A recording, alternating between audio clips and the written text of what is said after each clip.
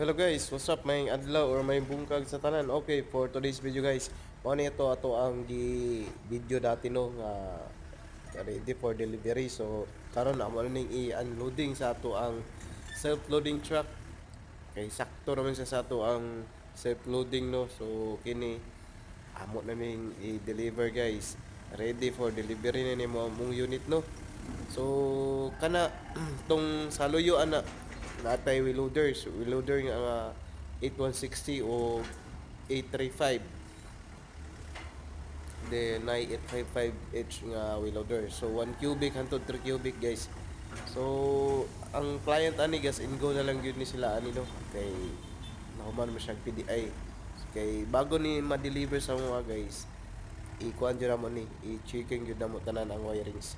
Then para gas and go na lang ang client namo, ready for operation na lang sila sa ilahang mga trabaho uno. So kini ma-deliver na mo ni unya mga udto. So kini sa client ani all goods kayo yung unit madam sir.